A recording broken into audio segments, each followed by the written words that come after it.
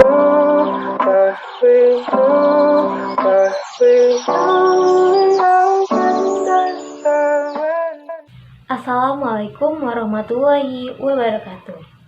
Saya Devi Sarmita dengan NIM 200170009. Dalam video ini, saya akan mempresentasikan unsur intrinsik dan ekstrinsik Azab dan dari Sengsara adalah sebuah yang novel tahun berjudul Azab dan 1920 Sengsara yang ditulis karya oleh Merari Siregar Siregar dan diterbitkan oleh Balai Pustaka, penerbit besar di Indonesia kala itu. Novel ini mengisahkan sepasang kekasih, Aminuddin dan Maryamin, yang tidak boleh menikah dan menderita. Novel ini dianggap sebagai novel modern pertama dalam bahasa Indonesia. Azab dan Sengsara ditulis oleh Merari Siregar untuk menunjukkan adat dan kebiasaan yang kurang baik dan sempurna di tengah-tengah bangsaku, khususnya Batak, lebih-lebih di antara orang berlaki-laki.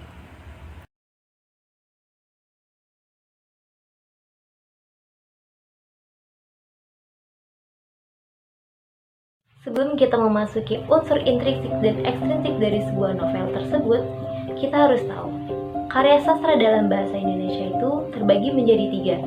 Yang pertama, puisi.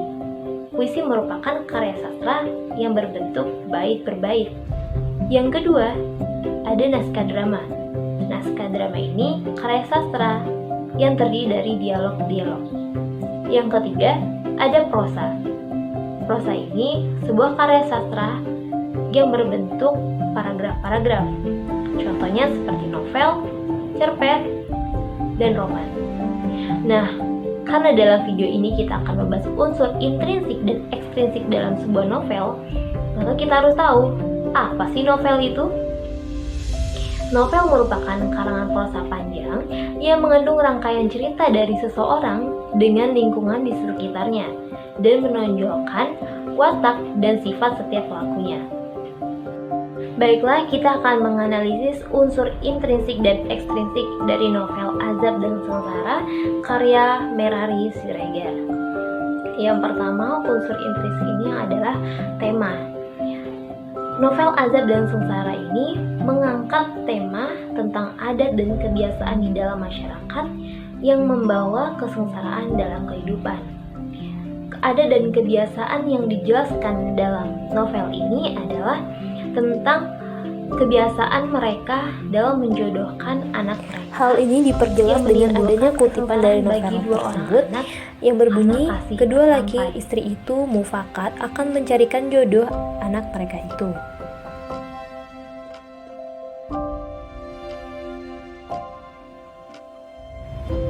Selanjutnya yaitu adalah unsur intrinsik, yaitu latar, yang terdiri dari latar tempat, latar waktu, dan sosial.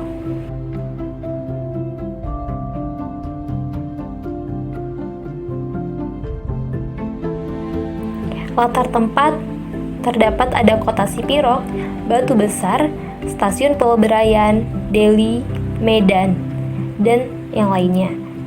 Hal ini diperjelas dengan adanya beberapa kutipan dari novel tersebut.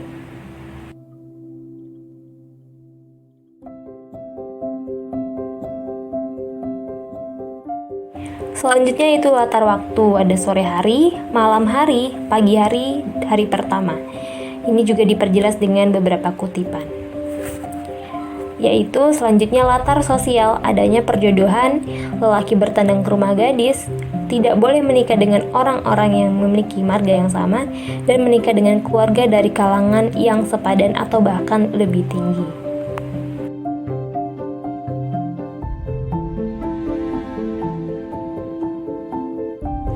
Unsur intrinsik yang ketiga yaitu alur. Alur yang digunakan dalam novel Azab dan Sengsara ini adalah alur campuran, karena di dalam novel memiliki runtutan alur yang terdapat alur maju dan alur mundur.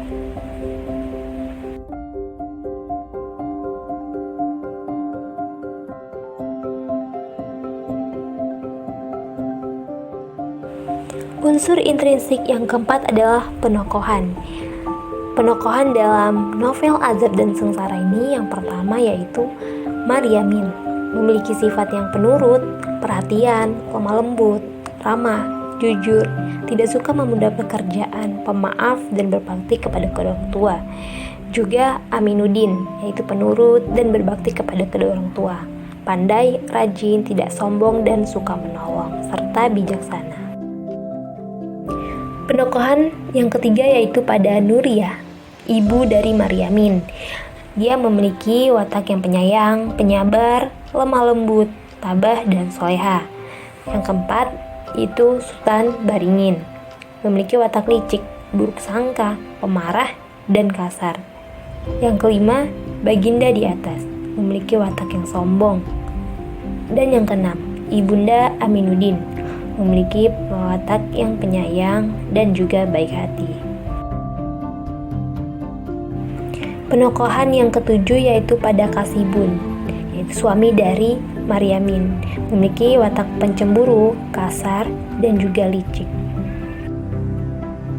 Unsur intrinsik yang kelima dari novel ini adalah sudut pandang.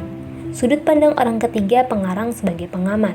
Pengarang menggunakan kata ganti orang ketiga, yaitu ia, dan hanya melukiskan apa yang dilihat, didengar, dialami, dipikir, dan dirasakan oleh tokoh cerita, namun hanya sebatas pada seorang tokoh saja.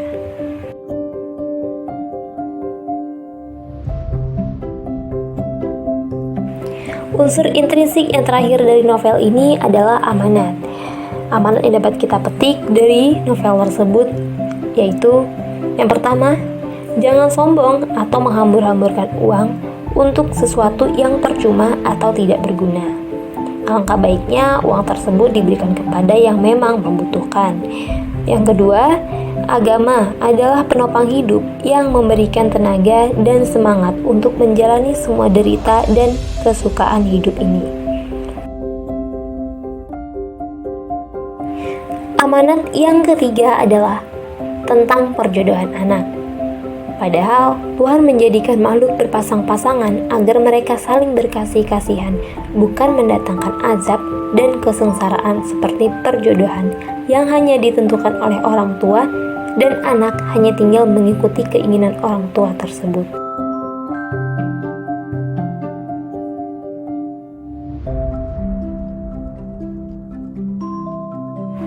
Selanjutnya adalah unsur ekstrinsik dari novel azab dan sengsara.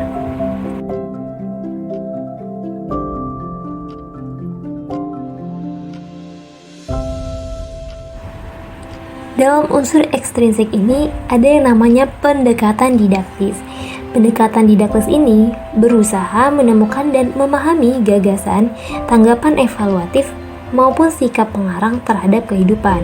Gagasan maupun sikap itu dalam hal ini akan mampu terwujud dalam suatu pandangan etis, filosofis, maupun agamis, sehingga akan mengandung nilai-nilai yang mampu memperkaya kehidupan rohaniah pembacanya.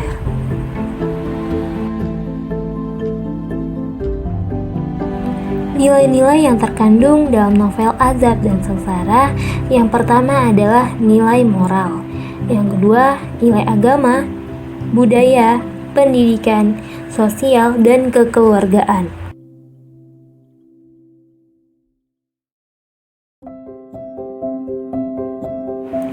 Yang kedua adalah pendekatan sosio-psikologis.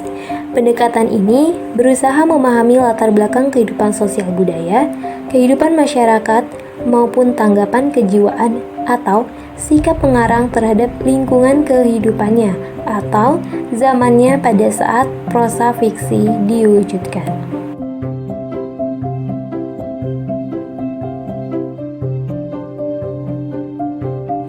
Yang terakhir adalah pendekatan emotif.